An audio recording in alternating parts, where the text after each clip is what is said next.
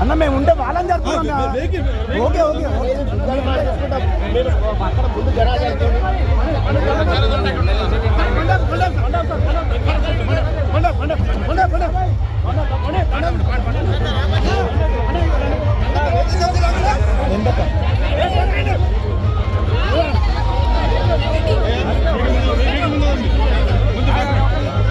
పోయి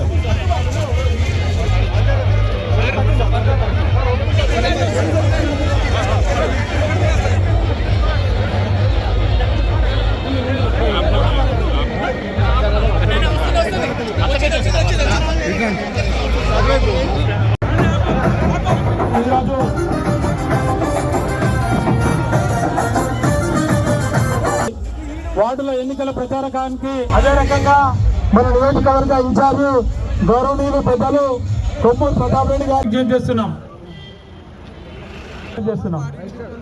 అభివృద్ధి అయిందంటే కాంగ్రెస్ పార్టీ హయాంలోనే అయింది తప్ప వేరే ఏ పార్టీ హయాంలో కాలేదు. గత 10 సంవత్సరాలు బీఆర్ఎస్ పరిపాలనలో 10 రూపాయలు కూడా ఇక్కడ అభివృద్ధి నిధులు రాలేదని చెప్పి మీకు అందరికి తెలియజేస్తా ఉన్నాను. అదే మన కాంగ్రెస్ పార్టీ మొన్న అధికారం వచ్చిన తర్వాత గౌరవ మంత్రివర్యులు మనకు ఇన్ఛార్జ్గా ఉన్నారు. వీరి దగ్గరికి పోయి మా జనగామకు ఏది కావాలంటే కనీసం ఒక్క మాట కూడా మాట్లాడకుండా ప్రతి ఒక్కరిని మంజూరు చేసేందుకు వారికి హృదయపూర్వక శుభాకాంక్షలు తెలియజేస్తున్నా, ధన్యవాదాలు తెలియజేస్తున్నా. దాదాపు 600 ఇంద్రమ ఇల్లు మనకి ఇవ్వడం జరిగింది జనగామ పట్టణంలో. అదేవిధంగా 560 టూ బెడ్రూమ్ హౌసెస్ కూడా ఈ మధ్యనే ల్యాట్ తీసి ఇవ్వడం జరిగింది. దాదాపు 14,000 రేషన్ కార్డు ఇవ్వడం జరిగింది. అంతేకాకుండా సిడిఎఫ్ కాన్స్టిట్యూన్సీ డెవలప్మెంట్ ఫండ్ 10 కోట్లు వస్తే 3,5 కోట్లు జనగామ అభివృద్ధికి ఇస్తున్నా అని చెప్పి అన్నగారు ఇచ్చానని చెప్పి ఈ సందర్భంగా మీకు తెలియజేస్తున్నా. అంతేకాకుండా దాదాపు 30 కోట్ల రూపాయలతోని జనగామ పట్టణ అభివృద్ధి కొరకు సీసీ రోడ్లు కానీ, డ్రైనేజ్ కానీ, కమ్యూనిటీ హాల్స్ కానీ వీటన్నిటి కొరకు అన్నగారు ఇచ్చిందని చెప్పి ఈ సందర్భంగా మీకు తెలియజేస్తా ఉన్నాను. ఈ రకంగా ఏ పథకం కిందనైనా అభివృద్ధి పనులు మరి ఇన్ఛార్జి మంత్రి గారు ఏది అడిగినా కానీ అది ఇచ్చినందుకు జనగామ ప్రజలందరూ కూడా కాంగ్రెస్ కు రుణపడి ఉన్నామని చెప్పి ఈ సందర్భంగా తెలియజేస్తున్నా. మీకు అందరికీ తెలుసు 10 సంవత్సరాల బీఆర్ఎస్ ప్రభుత్వంలో అనేక సార్లు కేసీఆర్ ఇక్కడికి వచ్చిండు, హరిచంద్ర వైకుంఠం చూపించిండు, ఎన్నో నిధులు ఇస్తామని చెప్పి ఒక్క రూపాయి కూడా ఇవ్వలేదు. ఇక్కడ అందరికి కూడా మంచి మోసం చేసిన బీఆర్ఎస్ పార్టీ అని చెప్పి మీకు తెలియజేస్తున్నా. అంతేకాదు ఇక్కడ చలామణి అవుతున్నటువంటి ఎమ్మెల్యే దొంగ ఓట్ల ఎమ్మెల్యే, ఆయన మన ఓట్లతో గెలిచిన ఎమ్మెల్యే కాదు.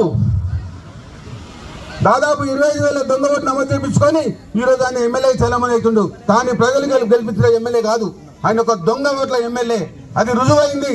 కాబట్టి దీని విషయంలో నేను మీ అందరికీ కూడా వస్తా, ప్రజల మీదకి వచ్చి ప్రజలు న్యాయం చేయమని కోరుతానని చెప్పి ఈ సందర్భంగా తెలియజేస్తూ, మరి ఇప్పుడు ఎన్నికలు వచ్చినాయి, మున్సిపల్ ఎన్నికలు వచ్చినాయి. మరి మన గవర్నమెంట్ ముఖ్యమంత్రి గారు రేవంత్ రెడ్డి గారి నాయకత్వంలో మంత్రి గారు కేబినెట్ మన అన్నగారు పొంగులేటి శ్రీధర్రెడ్డి గారు రెవెన్యూ మంత్రిగా, హౌసింగ్ మంత్రిగా, భట్టి గారు ఫైనాన్స్ మినిస్టర్గా అందరు మంత్రులు ఉన్నారు.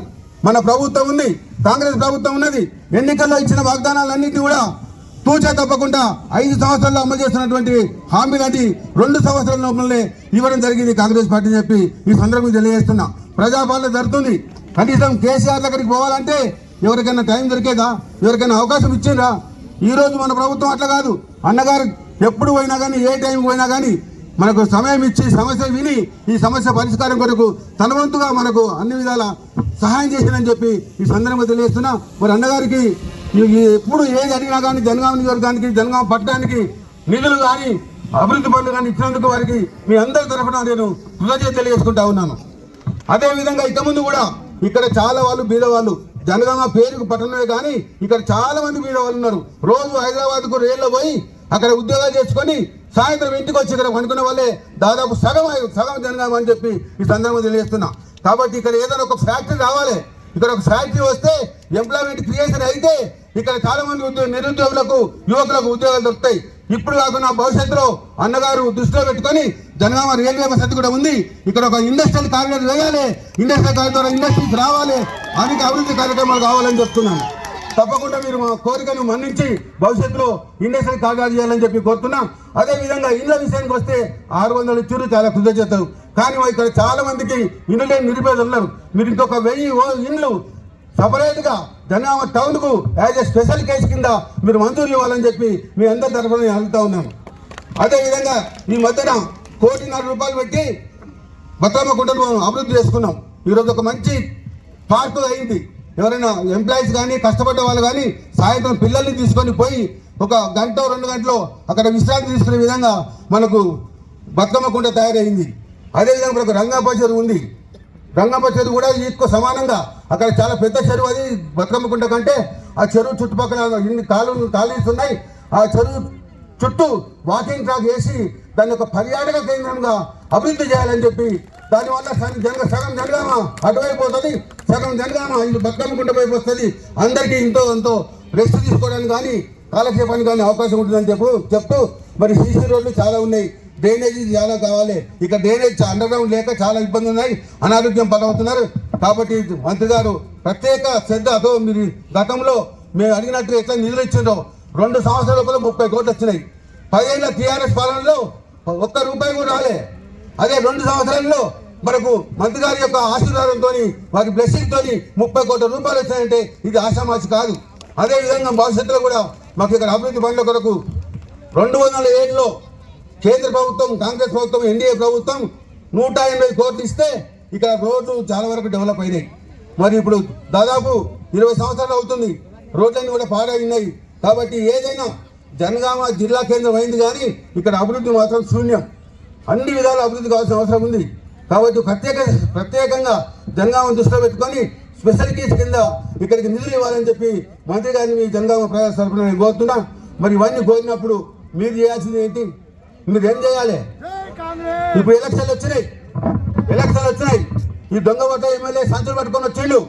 మన నా ఎన్నికలప్పుడు కూడా, ఎమ్మెల్యే ఎన్నికలప్పుడు కూడా దాదాపు 200 కోట్లు 25,000 దొంగ ఓటు నమోదు చేయించిండు.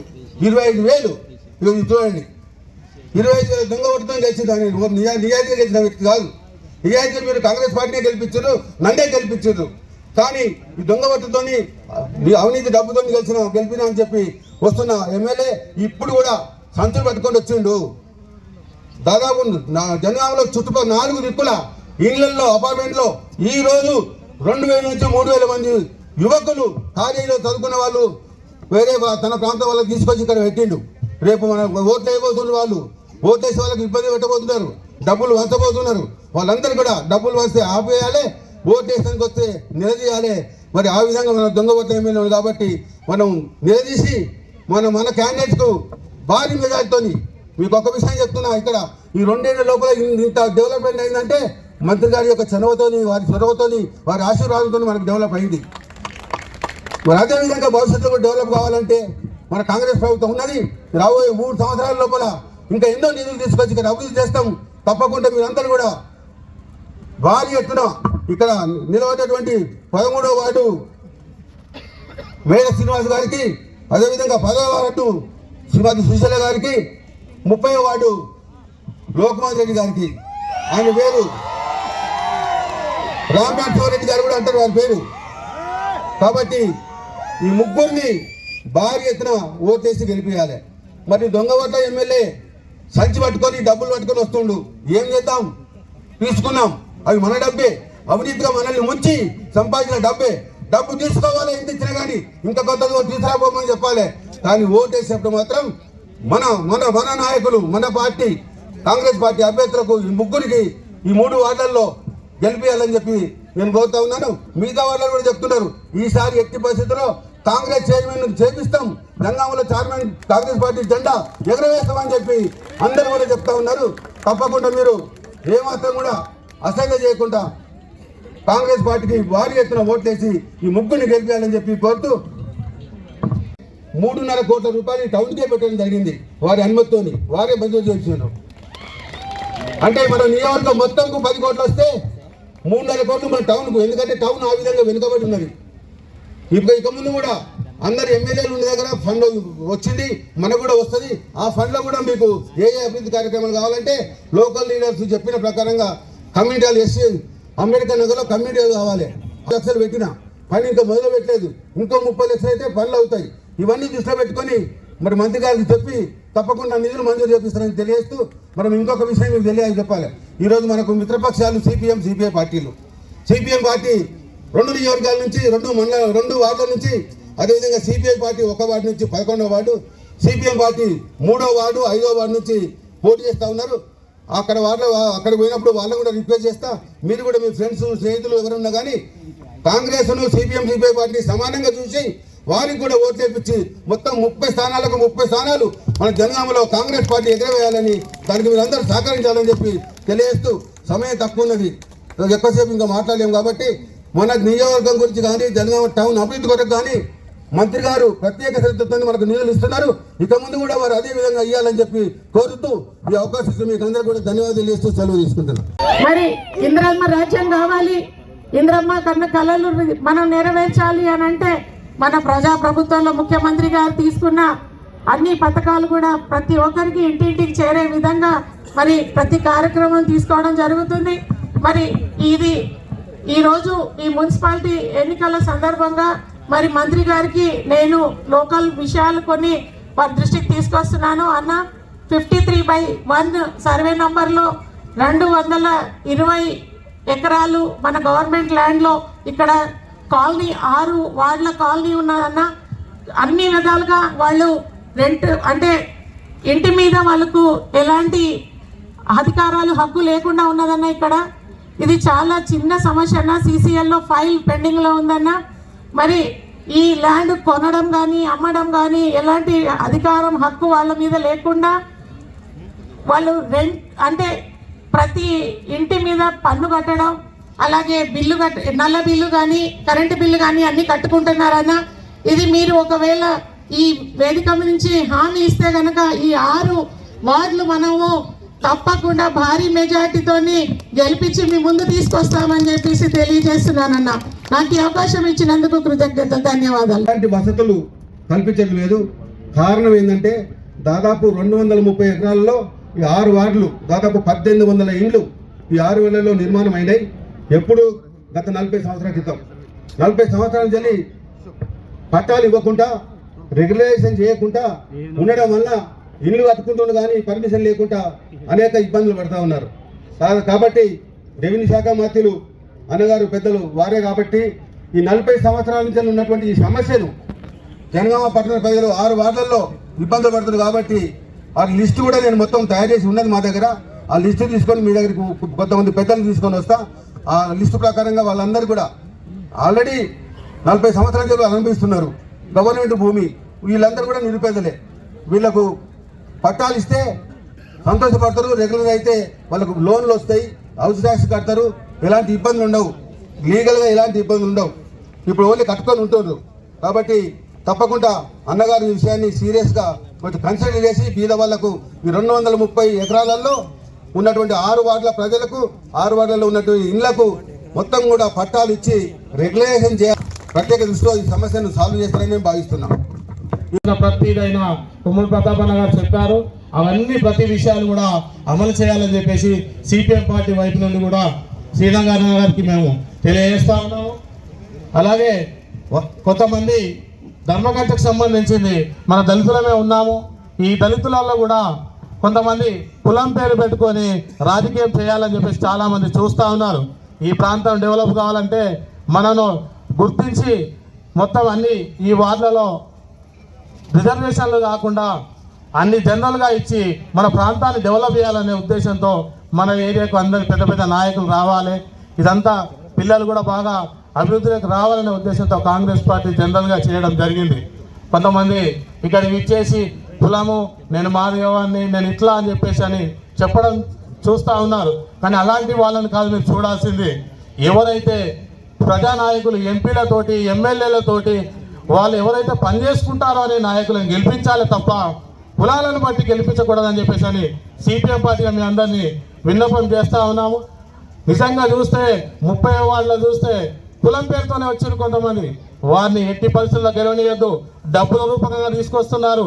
మొత్తం కట్టలుగా డబ్బులు పంచుతూ ప్రజల్ని ప్రలోభాలకు గురి చేస్తూ ఉన్నారు. వారికి ఏ విధమైనవి కూడా వారికి అందకుండా వాళ్ళు డబ్బులలో ముంచుతున్న పరిస్థితి కనబడుతూ ఉన్నది. కాబట్టి మీ అందరికీ ఇక్కడికి ఇచ్చేసిన మీ అందరికీ పేరు పేరున చేతులెత్తి నమస్కరించి వేడుకుంటున్నాను. ఖచ్చితంగా కాంగ్రెస్ వారిని మనం గెలిపించుకొని ఈ జనగామ పట్టణాన్ని ధర్మకంచను అభివృద్ధి చేయాలని చెప్పేసి అని కోరుకుంటూ నాకు ఈ అవకాశం ఇచ్చిరు.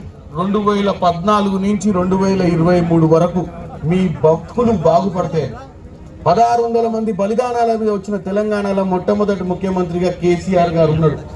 ఆ రోజు కొడుకు కేటీఆర్ మున్సిపల్ మంత్రిగా ఉన్నాడు. ఏడనన్న రోడ్లు ఏడనన్న డ్రైన్లు వేసినటువంటి పరిస్థితి లేదు తల్లి. ఇప్పటికి 5 ఎన్నికలలో ఓడిపోయారు.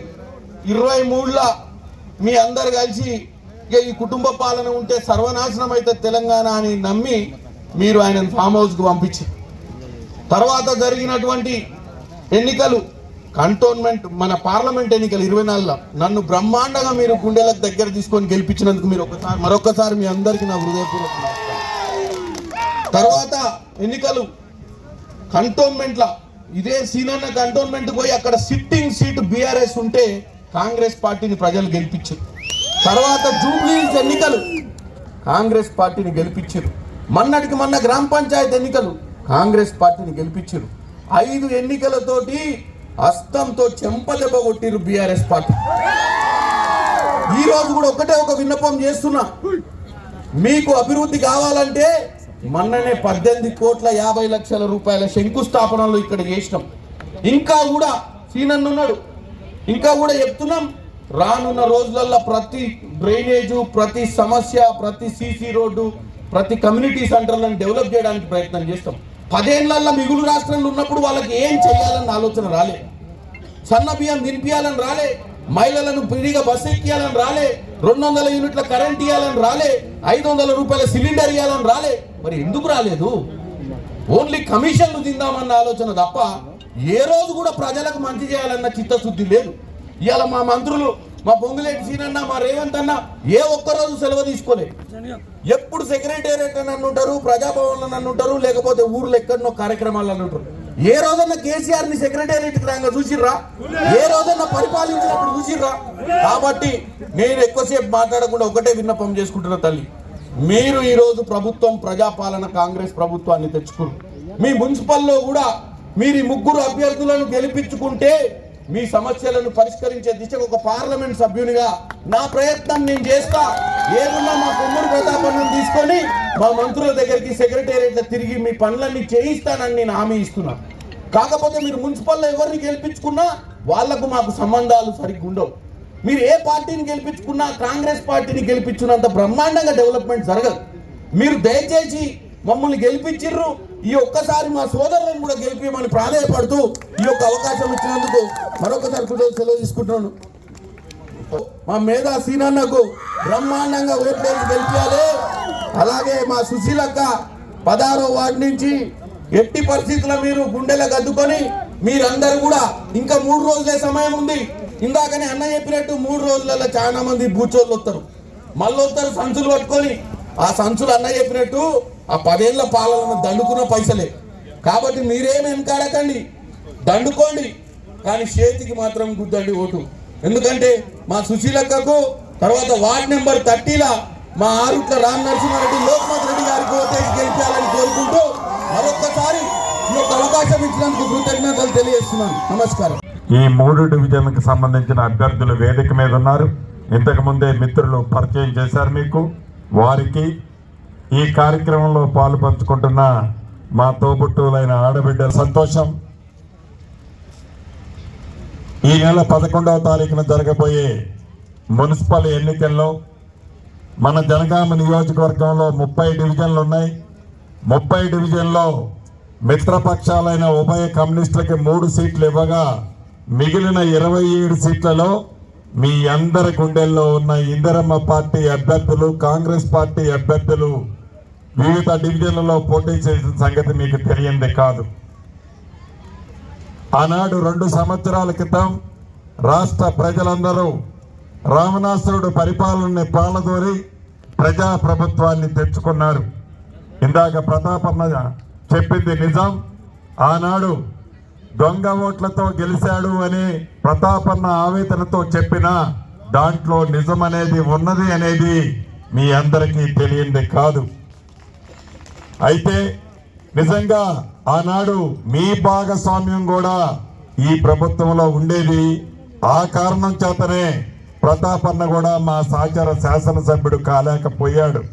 అయినా కూడా శాసనసభ్యుడు కాపోయినా కూడా నిరంతరము మీ మధ్యనే ఉంటూ మీ కష్ట సుఖాల్లో పాలు పంచుకుంటూ ఈ నియోజకవర్గ అభివృద్ధిలో తన శక్తి వంచన లేకుండా ఈ జిల్లా ఇన్ఛార్జి మంత్రిగా నాతో కానీ మిగిలిన నా సహచర మంత్రులతో కానీ గౌరవ ముఖ్యమంత్రి గారి దగ్గరికి పదే వచ్చి ఈ నియోజకవర్గంలో నేను ఓడిపోయానని ఇంట్లో కూర్చోకుండా ప్రజల మధ్యనే ఉంటూ మీ కష్టాల్లో మీ బాధల్లో నిరంతరము పాల్గొంటున్న మిత్రుడు, మీ అభిమాన నాయకుడు ప్రతాప్ రెడ్డి అన్న. ఎప్పుడూ తన సొంతం కోసం, తన స్వార్థం కోసం, తన స్వలాభం కోసం మా దగ్గరకు వచ్చిన సందర్భాలు లేవు. ఇందాక అన్న చెప్పినట్లు అది జనగామ మున్సిపల్ పరిధిలో కానివ్వండి, జనగామ నియోజకవర్గం కానివ్వండి, అభివృద్ధి కోసమే నిరంతరము మా దగ్గరికి వస్తాడు. తప్పకుండా మాతో కొట్లాడైనా అభివృద్ధికి సంబంధించిన అంశాలన్నీ సాధించుకొని వచ్చి ఈ నియోజకవర్గ అభివృద్ధిలో తనదైన మార్కుని వేసుకుంటున్నాడు అని చెప్పటానికి నేను సంతోషిస్తున్నాను. ఇక ఈ గడిచిన 2 సంవత్సరాలలో తెలంగాణ ప్రజల కష్టార్జితంతో వచ్చిన ఈ ప్రజా ప్రభుత్వంలో పేదవాడికి అండదండలుగా ఉంటూ నిరంతరము పేదవాడి కష్టాల్లో పాలు పంచుకుంటున్న గౌరవ ముఖ్యమంత్రి రేవంత్ రెడ్డి గారి నాయకత్వంలోని మన ప్రభుత్వం ప్రతి పేదవాడి ఇంటికి 200 యూనిట్లు ఉచిత విద్యుత్ ఇచ్చింది మీరెన్నుకున్న మన ప్రభుత్వం. పెద్దోళ్ళు తినే సన్న బియ్యం బువ్వ నా పేదింటి ఆడబిడ్డ తినాలని ప్రతి పేదింటి ఆడబిడ్డకి సన్న బియ్యాన్ని ఇచ్చిన ప్రభుత్వం మీరెన్నుకున్న ప్రభుత్వం. ఆడబిడ్డ ఆర్టీసీ బస్సులో ఎంత దూరం ప్రయాణం చేసినా ₹1 కూడా ఛార్జీ లేకుండా ఉచిత బస్సు సౌకర్యాన్ని కల్పించిన ప్రభుత్వం మీరు దీవించిన ప్రభుత్వం. 10 సంవత్సరాలలో రేషన్ కార్డులు ఇవ్వకపోతే అర్హులైన ప్రతి వారికి ఇందాక అన్న చెప్పినట్టు ఒక్క ఈ మున్సిపాలిటీలోనే 16,000 పైచులకు రేషన్ కార్డులు కొత్త ఇచ్చాం. రేషన్ కార్డులు ఇవ్వకపోతే అర్హులైన పేదవాళ్ళందరికీ కొత్త రేషన్ కార్డులు మన ప్రభుత్వం వచ్చిన తర్వాత ఇచ్చాం. పాత రేషన్ కార్డులలో కొత్త పేర్లు చేర్చకపోతే ఇంటికి కొత్త కోడలు వచ్చినా, ఇంట్లో కొడుకో బిడ్డో పుట్టినా ఆ పేర్లు చేర్చకపోతే మన ప్రభుత్వంలోనే చేర్చాం. పేదవాడి కళ ఇల్లు, ఆత్మ గౌరవానికి చిహ్నంగా ఉండేది ఇల్లు. ఆ ఇల్లు ఇస్తానని ఊరించాడే తప్ప, బొమ్మలు చూపించాడే తప్ప, ఎన్నికలప్పుడు టీవీలలో పేపర్లలో బొమ్మలు చూపించి సొల్లు పురాణం చెప్పాడే తప్ప పేదవాడికి ఇల్లు ఇచ్చిన పాపాన పోల. ఏదైతే ఇక్కడ 560 డబుల్ బెడ్రూమ్ ఇల్లు కూడా అసంపూర్తిగా మిగిలిపోతే వాటిని పూర్తి చేసి మన ప్రభుత్వంలోనే పేదవాళ్ళకి పంచామన్నది కూడా నిజం. అంతేకాదు పేదవాడి ఆత్మగౌరవానికి చిహ్నంగా ఈ ప్రభుత్వం మొదటి విడత రాష్ట్ర వ్యాప్తంగా 4.5 లక్షల ఇల్లు ఇచ్చాం. దాంట్లో మన జనగామ నియోజకవర్గానికి 3,500 ఇల్లు ఇచ్చాం. మన జనగామ మున్సిపాలిటీకి 600 ఇల్లు ఇచ్చాం. 600 ఇల్లు ఒక విడతలో ఇచ్చాం. ఇందాక అన్న అడిగాడు ఇంకా 1000 ఇల్లు కావాలి మా జనగామ మున్సిపాలిటీ కానీ నిజం తను అడిగింది నా పేదింటి ఆడబిడ్డలు ఇల్లు కోసం కళ్ళు కాయలు కాసిందాకా 10 సంవత్సరాలు ఎదురు చూశారు. ఆ శాఖ మంత్రిగా నేనే చెప్తున్నా, రేపు ఏప్రిల్ నెలలో 1000 ఇల్లు ఈ జనగామ పట్టణానికి ఇచ్చే బాధ్యత నాదే. ఇల్లు ఇవ్వటమే కాదు, ప్రభుత్వ స్థలాల్లో ఎప్పటి నుంచో నివసిస్తున్న పట్టాలు లేని నిరుపేదలు ఉన్నారు. అటువంటి భూములను కూడా తప్పకుండా రెగ్యులైజేషన్ చేపిస్తాను.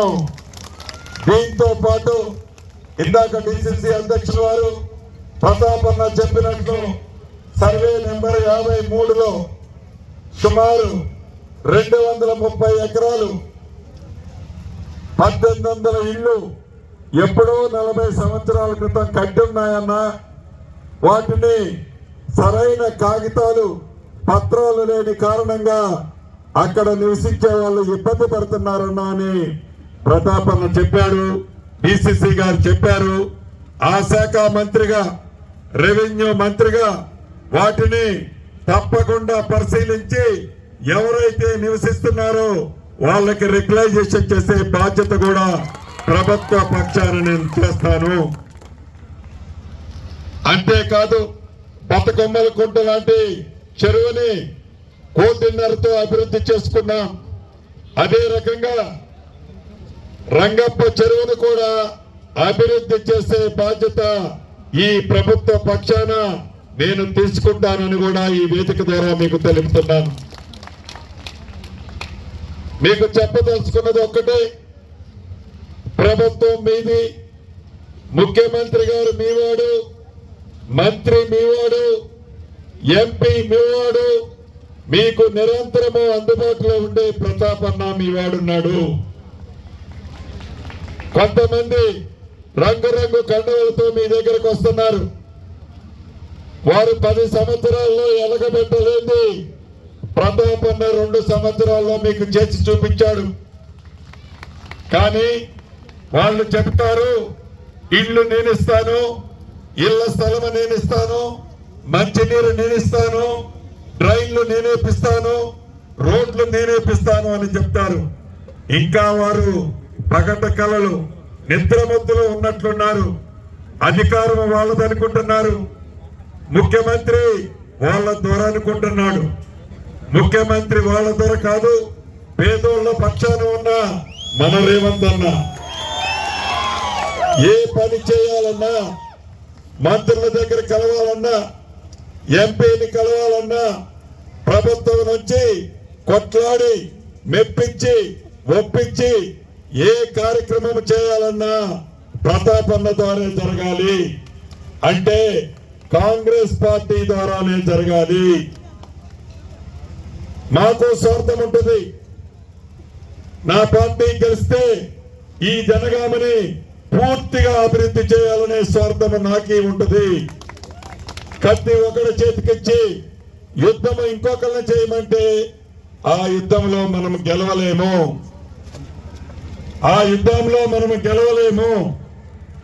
కత్తి మా చేతికే ఇవ్వండి, యుద్ధము నేనే చేస్తా, అభివృద్ధి చేసే బాధ్యత నాది, గెలిపించే బాధ్యత మీది. అభివృద్ధి చేసే బాధ్యత మాది, ఓట్లేసే బాధ్యత మీది.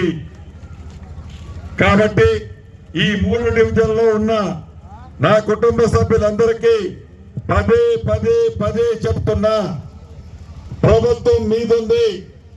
అభివృద్ధి జరగాలంటే కాంగ్రెస్ పార్టీ అభ్యర్థులు హస్తం గుర్తు మీద అత్యధిక ఓట్లు వేసి మంచి మెజార్టీ చేసినట్లయితే నిధులు వరదలా తీసుకొచ్చే బాధ్యత నాది. సిమెంట్ రోడ్లు కానీ, డ్రైన్లు కానీ, ఇళ్ల మీద పోతున్న వైర్లు షిఫ్ట్ చేసే కార్యక్రమం కానీ, ప్రతి కార్యక్రమాన్ని చేసే బాధ్యత ఈ జిల్లా ఇన్ఛార్జి మంత్రిగా నేను తీసుకుంటాను. ప్రతాపన్న సమక్షంలో ఆ కార్యక్రమాలన్నీ చేసి చూపిస్తానని కూడా ఈ వేదిక ద్వారా మీ అందరికీ తెలుపుతూ, నాకు పూర్తి నమ్మకము విశ్వాసము ఉంది.